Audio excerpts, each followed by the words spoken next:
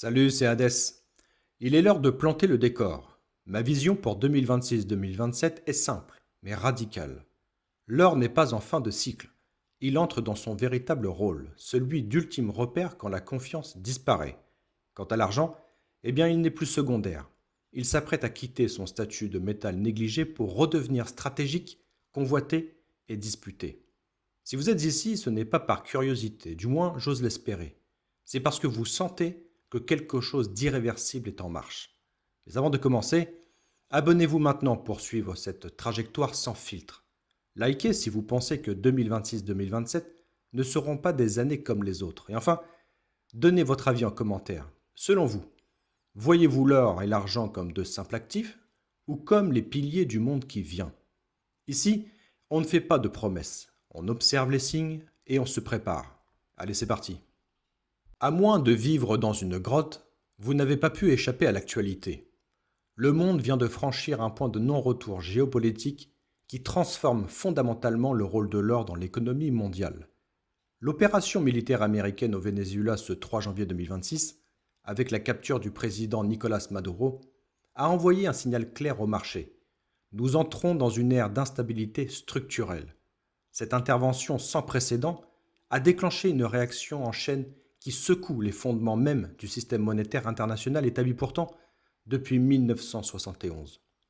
Les tensions avec l'Iran, où les manifestations touchent maintenant plus de 110 villes avec 32 morts confirmés, ajoutent une couche supplémentaire d'incertitude sur les marchés de l'énergie et des métaux précieux.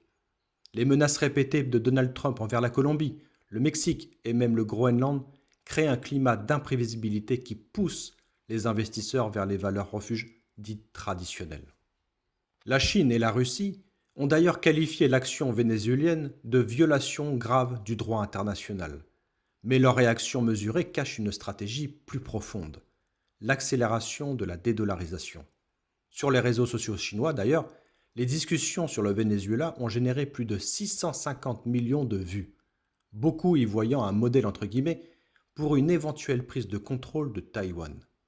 Les banques centrales des pays BRICS ont intensifié leur achat d'or, détenant maintenant plus de 6000 tonnes combinées. Avec la Russie à 2336 tonnes et la Chine à 2298 tonnes officiellement, cette accumulation massive n'est pas une spéculation. C'est une préparation méthodique à un changement de paradigme monétaire mondial. Le lancement de UnitBRICS, le 31 octobre 2025, une monnaie de règlement adossée à 40% d'or physique, marque un tournant historique dans la guerre des monnaies.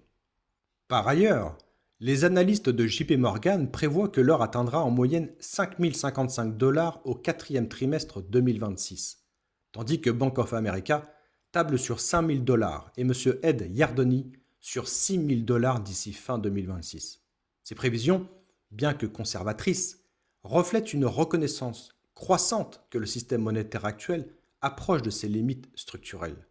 Le prix actuel de l'or, qui oscille entre 4 200 et 4 500 $ l'once, ne représente pas un sommet mais plutôt une base de consolidation avant la prochaine phase haussière. L'or ne monte pas simplement en valeur, il reflète l'effondrement de la confiance dans les monnaies fiduciaires et la fragmentation accélérée de l'ordre mondial établi après la Seconde Guerre mondiale. Les trois piliers qui soutenaient la suprématie du dollar, à savoir la puissance militaire américaine, le pétrodollar et la croyance collective, s'effondrent, simultanément pour la première fois depuis 1971. Enfin, les pays du Golfe, piliers pourtant historiques du pétrodollar, diversifient discrètement leurs réserves. Les Émirats arabes unis ont augmenté leurs réserves d'or de 26% en 2025, un signal fort de leur anticipation d'un changement de système. Le moment où l'Arabie saoudite annoncera officiellement qu'elle accepte le yuan pour ses exportations de pétrole marquera la fin définitive du pétrodollar et déclenchera une accélération brutale de la hausse de l'or. Cette annonce pourrait intervenir en 2026 ou 2027 et son impact sera similaire à celui de la fermeture de la fenêtre de l'or par Nixon en 1971, mais en sens inverse. Les investisseurs avisés comprennent que l'or à 4 000 – 4 500 $ représente la dernière opportunité d'accumulation avant que le grand public ne réalise l'ampleur de la transformation en cours. Passons maintenant à l'argent métal. Cette bombe à retardement industriel qui va exploser en 2026. Car oui, l'argent métal se trouve dans une situation paradoxale unique dans l'histoire des matières premières. Il est simultanément indispensable à la transition énergétique mondiale et en pénurie structurelle critique. La demande totale d'argent en 2024, rappelons-le, a atteint 1,17 milliard d'onces, tandis que la production minière n'a fourni que 670 millions d'onces, créant un déficit massif de 500 millions d'onces. Cette situation marque la 5e année consécutive de déficit structurel et 2026 sera la 6e, épuisant progressivement les stocks mondiaux accumulés pendant des décennies. Cette demande industrielle a atteint un record historique de 680,5 millions d'onces en 2024, représentant 59% de la consommation totale, transformant ainsi l'argent d'un métal précieux en commodité industrielle critique. Et comment ne pas parler de la consommation d'argent pour les panneaux solaires qui ont triplé entre 2014 et 2024, passant d'un simple 54 millions d'onces à près de 200 millions d'onces. Et l'Agence internationale de l'énergie prévoit que la capacité solaire mondiale quadruplera d'ici 2030. Chaque panneau solaire contient environ 20 grammes d'argent. Et cet argent est irrécupérable économiquement une fois le panneau en fin de vie. Il est perdu définitivement. Les véhicules électriques utilisent 67 à 79% plus d'argent qu'un véhicule à combustion interne, avec 25 à 50 grammes par véhicule standard et jusqu'à 1 kg pour les véhicules équipés de batteries à état solide. Le Silver Institute estime que la demande d'argent de l'industrie automobile augmentera à un taux de croissance annuelle composé de 3,4% entre 2025 et 2031. Les véhicules électriques dépassent les véhicules à combustion comme source principale de demande d'argent d'ici 2027. Parlons maintenant de l'explosion de l'intelligence artificielle et des centres de données qui créent une troisième source massive de demande que peu d'analystes ont intégrée dans leur modèle. La capacité énergétique mondiale des centres de données est passée, écoutez bien, de 0,93 gigawatts en 2000 à près de 50 gigawatts en 2025, soit une augmentation vertigineuse de 5252%. Et chaque serveur, rack et système de refroidissement contient de l'argent. Les États-Unis ont officiellement ajouté l'argent à leur liste de minéraux critiques en 2025, une reconnaissance claire que le métal n'est plus seulement monétaire ou industriel, mais stratégiquement essentiel à la sécurité nationale. Cette classification ouvre la voie à des interventions gouvernementales potentielles sur le marché de l'argent, incluant possiblement des restrictions d'exportation, des réserves stratégiques et des priorités d'allocation industrielle. Et comme si cela ne suffisait pas, ce 1er janvier 2026, rappelons-le, la Chine a mis en œuvre de nouvelles restrictions drastiques à l'exportation d'argent raffiné qui envoient déjà des ondes de choc sur les marchés mondiaux. Seules les grandes entreprises approuvées par l'État avec une capacité de production annuelle d'au moins 80 tonnes peuvent désormais exporter, bloquant effectivement des centaines de petits et moyens exportateurs. La Chine contrôle actuellement 60 à 70% de l'approvisionnement mondial en argent raffiné. Et même une restriction partielle crée instantanément un choc d'approvisionnement mondial. Les analystes avertissent que si les exportations chinoises chutent de 50%, cela pourrait créer des déficits annuels de plus de 5000 tonnes métriques, s'ajoutant à la demande croissante des industries, des véhicules électriques et solaires. Les stocks d'argent du LBMA à Londres ont plongé à des niveaux critiques après seulement 4 années consécutives de déficit. Et les taux de location, soit le coût d'emprunt du métal pour une courte période, ont explosé au-dessus de 6% en janvier 2026. Par ailleurs, les menaces de Donald Trump d'imposer des tarifs de 20 à 25% sur le Mexique et le Canada représentent un catalyseur immédiat pour une explosion des prix de l'argent. Les États-Unis importent environ 79% de leur argent, principalement du Mexique à hauteur de 50% et du Canada à hauteur de 20%. Et ces tarifs signifieraient tout simplement une hausse immédiate des prix des lingots d'argent de 20 à 25% aux États-Unis. Quant aux stocks enregistrés du COMEX, eh bien ils ont chuté de 70% depuis 2020, tandis que les stocks totaux ont paradoxalement augmenté de 40% au dernier trimestre 2025, reflétant un flux d'argent de Londres vers New York en anticipation des tarifs. D'ailleurs, Robert Gottlieb, ancien trader de métaux précieux chez JP Morgan, résume brutalement la situation. Il dit, je cite, les marchés sont en totale dislocation. Il semble y avoir une pénurie de stocks disponibles en or et en argent. Et cela renforce les analyses de Gold Silver et plusieurs analystes indépendants qui prévoient que l'argent dépassera 100 dollars en 2026. Certains tablant même sur 175 dollars ou plus alors que les déficits d'approvisionnement s'approfondissent. Le franchissement psychologique de la barre des 100 dollars changera fondamentalement la perception de l'argent, le faisant passer de métal industriel bon marché entre guillemets à actif stratégique rare. L'écart de prix entre Shanghai et l'Occident, actuellement de 6 à 9 dollars par once, pourrait exploser à 20 à 40 dollars au quatrième trimestre 2026, révélant la prime que les Chinois sont prêts à payer pour sécuriser du métal physique. Pour 2027, les projections deviennent véritablement explosives, entre 200 et 350 dollars l'once dans un scénario probable, et potentiellement 300 à 500 dollars dans un scénario de tension géopolitique accrue. Parlons maintenant du ratio or-argent, cette distorsion historique qui doit se corriger. Le ratio or-argent, actuellement proche de 60 pour 1, représente l'une des distorsions les plus extrêmes de l'histoire économique moderne et constitue l'argument le plus puissant pour un investissement massif dans l'argent. Car oui, pendant des millénaires, ce ratio a oscillé autour de 7 à 9 pour 1, reflétant l'abondance relative des deux métaux dans la croûte terrestre et leur utilisation monétaire équilibrée. Au XXe siècle, la moyenne du ratio était de 47 pour 1, un niveau qui reconnaissait l'utilisation industrielle croissante de l'argent tout en maintenant sa fonction monétaire. Le ratio actuel de 60 pour 1 suggère que l'argent reste encore historiquement sous-évalué par rapport à l'or. Et cette distorsion existe parce que l'or est principalement devenu un actif monétaire et de réserve, accumulation sans destruction, tandis que l'argent est devenu principalement industriel, consommation avec destruction irréversible.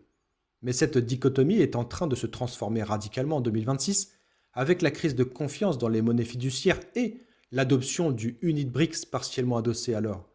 Quand le système monétaire craque, quand les devises deviennent douteuses, quand les gens cherchent un refuge accessible, eh bien l'argent redevient monétaire pour la classe moyenne et les économies émergentes. On l'a vu avec l'Inde. L'or à plus de 4000 dollars devient prohibitif pour les investisseurs moyens, qui se tournent donc naturellement vers l'argent comme or du pauvre, entre guillemets, créant une demande monétaire massive qui vient s'ajouter à la demande industrielle déjà insatiable. Et par exemple, si l'or atteint 8000 dollars et que le ratio revient simplement à 50 pour 1, toujours au-dessus de la moyenne historique, eh bien l'argent vaut 160 dollars l'once. Si l'or atteint 10 000 dollars et que le ratio se contracte à 40 pour 1, eh bien l'argent explose à 250 dollars. Dans un scénario extrême, même historiquement justifié de retour au ratio 15 pour 1 sur le plan millénaire, eh bien l'or à 10 000 dollars, l'argent atteindrait 666 dollars l'once. Ce dernier scénario peut sembler absurde en janvier 2026, mais il faut se rappeler qu'en 1980, le ratio or-argent est brièvement descendu à 17 pour 1, lors de la dernière grande crise monétaire, prouvant ainsi que de tels mouvements sont possibles en période de chaos systémique. La contraction du ratio or-argent n'est pas une simple théorie spéculative, c'est une force mathématique qui s'active lorsque trois conditions sont réunies. Pénurie physique d'argent, demande monétaire explosive et perte de confiance dans les monnaies fiduciaires. Les trois conditions sont en train de se réunir simultanément en 2026 pour la première fois depuis 1980. Les stocks physiques s'épuisent après 5 années consécutives de déficit massif, totalisant plus de 1 milliard d'onces disparues, l'équivalent de 2 années complètes de production minière mondiale évaporée. La demande industrielle continue d'accélérer avec la transition énergétique, l'électrification automobile et l'explosion de l'IA, créant une concurrence féroce pour chaque once disponible. La demande monétaire commence à s'éveiller avec l'adoption du unit BRICS et la recherche de refuges accessibles face à l'instabilité du dollar. Les investisseurs intelligents comprennent que le ratio argent actuel de 60 pour 1 représente une anomalie statistique qui doit se corriger et que cette correction générera des gains exponentiellement supérieurs sur l'argent par rapport à l'or. Un investissement dans l'or qui double de 4 000 à 8 000 dollars génère simplement un gain de 100%. Mais un investissement dans l'argent qui passe de 50 à 160 dollars, si le ratio se contracte à 50 pour 1, génère un gain de 220%. Si le ratio se contracte davantage, à 30 pour 1, avec l'or à 9000 dollars, eh bien l'argent atteint 300 dollars, soit un gain de 500% depuis les niveaux actuels. Cette asymétrie de gains potentiels explique pourquoi les investisseurs avisés privilégient massivement l'argent pour les portefeuilles de moins de 100 000 dollars, réservant ainsi l'or pour les plus grandes fortunes cherchant avant tout la préservation de capital. Enfin, l'histoire montre que les corrections du ratio argent se produisent brutalement, pas graduellement, créant des mouvements de prix explosifs sur quelques mois seulement. Entre janvier et avril 2011, l'argent est passé de 27 dollars à 49 dollars, ce qui a enregistré un gain de 81%, tandis que l'or passait de 1350 à 1535 dollars, ce qui a enregistré un petit gain de 14%, contractant ainsi le ratio de 50 à 31 pour 1 en seulement 3 mois. Ce type de mouvement parabolique pourrait très bien se reproduire au second semestre 2026 ou en 2027, prenant par surprise les investisseurs qui n'ont pas anticipé la vitesse de la correction.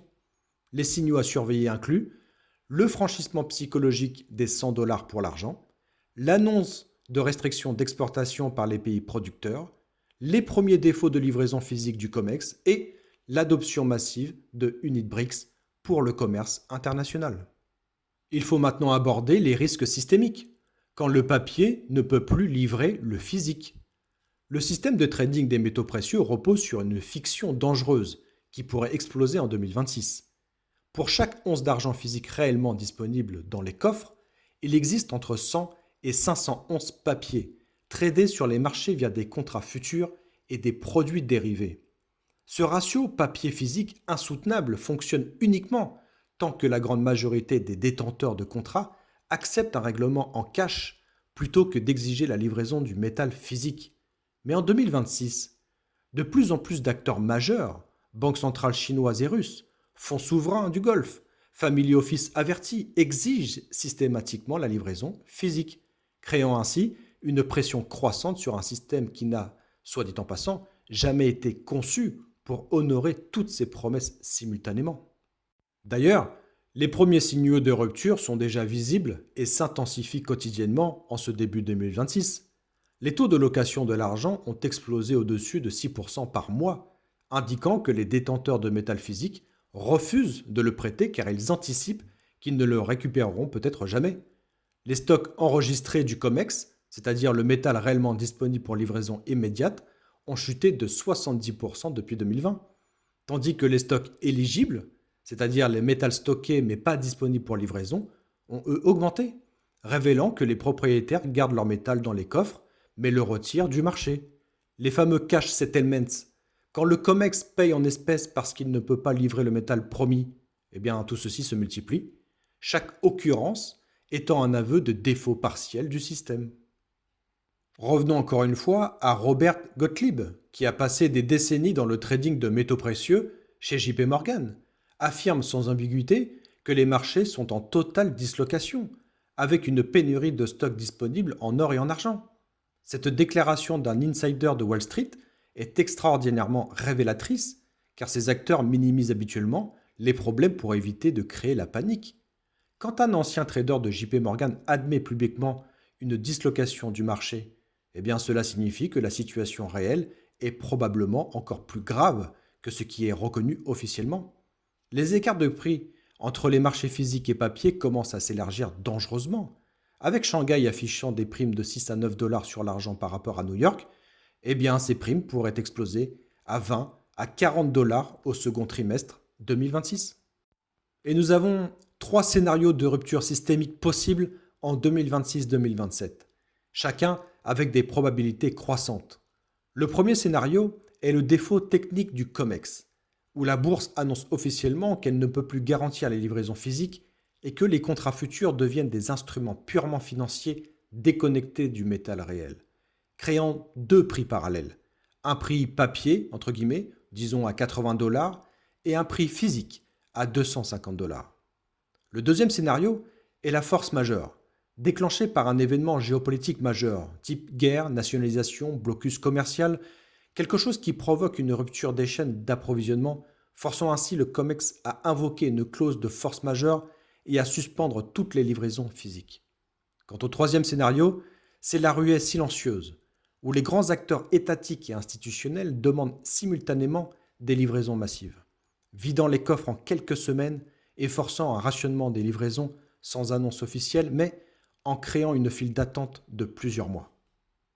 Les investisseurs doivent comprendre la différence fondamentale entre posséder du métal physique et détenir des produits papier comme des ETF, des certificats ou des contrats futurs. Les ETF d'or et d'argent, bien que pratiques et liquides, je le reconnais, comportent néanmoins des risques de contrepartie et des clauses de force majeure qui permettent un règlement en cash en cas de crise systémique. Les certificats bancaires ne sont que des promesses de banque qui peuvent faire faillite ou invoquer des clauses d'urgence. Seul le métal physique en votre possession, d'où le dicton populaire. Si vous ne le tenez pas, vous ne le possédez pas. Garantie que vous survivrez à un effondrement du système papier. Cette distinction deviendra cruellement évidente si quand le COMEX ou le LBMA annoncent qu'ils ne peuvent plus honorer leurs engagements de livraison physique. Les gouvernements eux-mêmes pourraient intervenir dramatiquement si les prix explosent trop rapidement, comme l'histoire l'a démontré à plusieurs reprises. L'Executive Order 6102 de Roosevelt en 1933 a rendu illégal pour les Américains de posséder de l'or, forçant une remise au gouvernement à 20,67 $ l'once, avant de revaloriser l'or à 35 $, une confiscation déguisée de 69% de la richesse. Des mesures similaires sont totalement envisageables en 2027, si l'argent dépasse 200, 300, 500 $ et devient trop stratégique pour être laissé entre les mains de spéculateurs privés. Les restrictions pourraient inclure également des interdictions d'exportation, des taxes confiscatoires à l'achat, 20-30% supplémentaires, des limites de détention pour les particuliers, mais également une priorisation de l'allocation industrielle au détriment des investisseurs. La discrétion absolue sur vos détentions devient donc une protection essentielle. Ne jamais révéler ce que vous possédez, même à vos proches. Parlons maintenant des stratégies d'investissement et des calendriers d'accumulation pour 2026-2027. La fenêtre d'opportunité pour accumuler de l'or et de l'argent physique à des prix relativement raisonnables se referme rapidement en 2026. Et comprendre le calendrier probable des mouvements de prix est essentiel pour optimiser votre stratégie dite d'accumulation. Le premier semestre 2026 offrira probablement la dernière grande opportunité d'achat avec des corrections orchestrées par les grandes banques occidentales qui tenteront de casser le mouvement haussier en vendant massivement des contrats papier. L'or pourrait très bien temporairement consolider entre 4200 et 4800 $ l'once, et l'argent entre 60 et 80 $, créant ainsi l'illusion d'un sommet relayé par les médias financiers mainstream qui affirmeront que les métaux précieux sont surévalués et que les déficits d'approvisionnement sont exagérés, dans le seul but de vous manipuler pour vous forcer à vendre. Et cette phase de consolidation trompeuse du premier semestre 2026 est le piège classique qui fait paniquer les investisseurs particuliers et les pousse donc à vendre, pendant que les acteurs institutionnels et étatiques accumulent discrètement le métal physique à prix cassé. Les BRICS continueront leur achat méthodique sans fanfare médiatique. Les États du Golfe accéléreront leur diversification hors du dollar et les grandes banques occidentales vendront du papier tout en accumulant du physique pour leurs clients privés fortunés. C'est exactement pendant cette phase que les investisseurs avisés doivent accumuler agressivement, en comprenant que les corrections techniques sont des opportunités, pas des signaux de sortie. Ne commettez pas l'erreur fatale d'attendre un soi-disant meilleur point d'entrée. Le meilleur moment pour acheter était il y a 10 ans, le deuxième meilleur moment est maintenant. Et à partir de l'été 2026, soit Q3, Q4, eh bien, le paradigme change radicalement quand plusieurs catalyseurs convergent simultanément. Les tarifs américains de 25% sur le Mexique et le Canada entrent potentiellement en vigueur, créant un choc d'approvisionnement immédiat sur l'argent aux États-Unis avec des primes explosives. Les restrictions chinoises sur les exportations d'argent raffiné commencent à mordre sérieusement, créant des pénuries dans les chaînes d'approvisionnement industriel occidentales. l'adoption de Unit BRICS s'accélère avec possiblement l'annonce historique de l'Arabie Saoudite acceptant le yuan pour le pétrole, signant l'arrêt de mort du pétrodollar. La situation en Iran se résout d'une manière ou d'une autre, soit un effondrement du régime créant le chaos régional, soit une répression brutale maintenant les tensions. Mais dans les deux cas, l'incertitude géopolitique propulse les métaux précieux. Ainsi, les projections de prix pour le second semestre 2026 deviennent plus agressives. Or, entre 5 000 et 6 000 dollars, l'argent entre 120 et 180 dollars, avec des possibilités de pic encore plus élevées en cas de crise géopolitique aiguë. À ces niveaux, les métaux précieux ne sont plus des investissements alternatifs, mais redeviennent ce qu'ils ont toujours été, des refuges ultimes dans un monde en désintégration monétaire.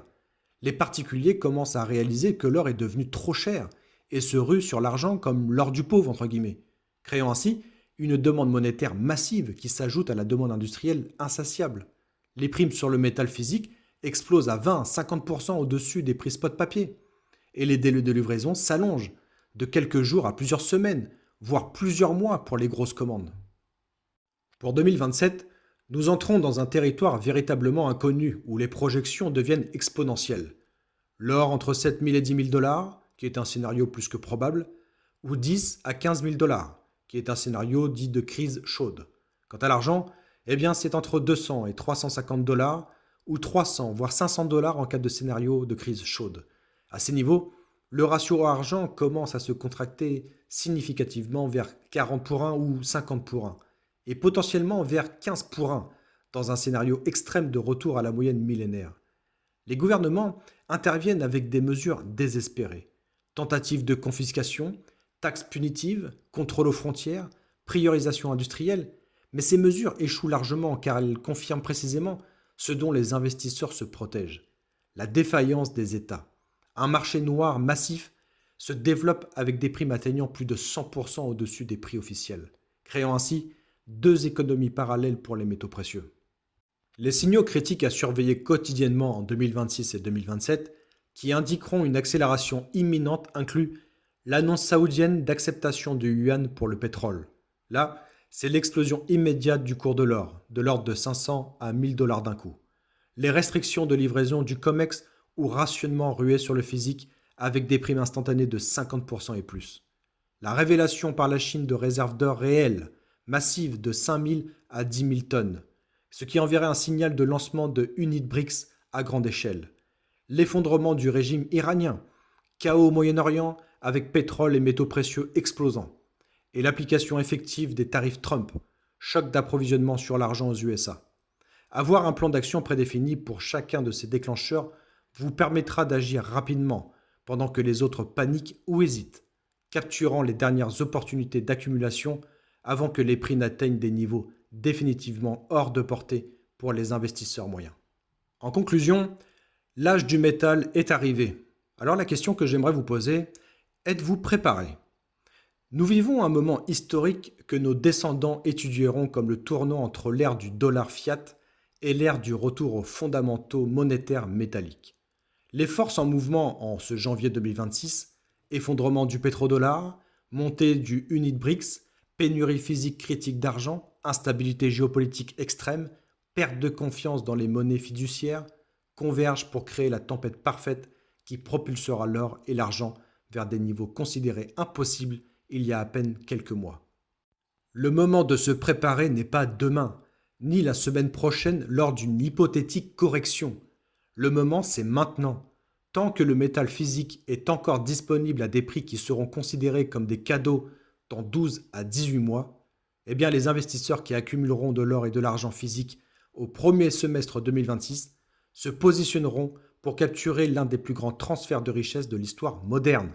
Ceux qui attendront, hésiteront ou croiront les narratifs rassurants des médias mainstream se réveilleront dans un monde où le métal physique sera rationné, surtaxé ou simplement indisponible à n'importe quel prix.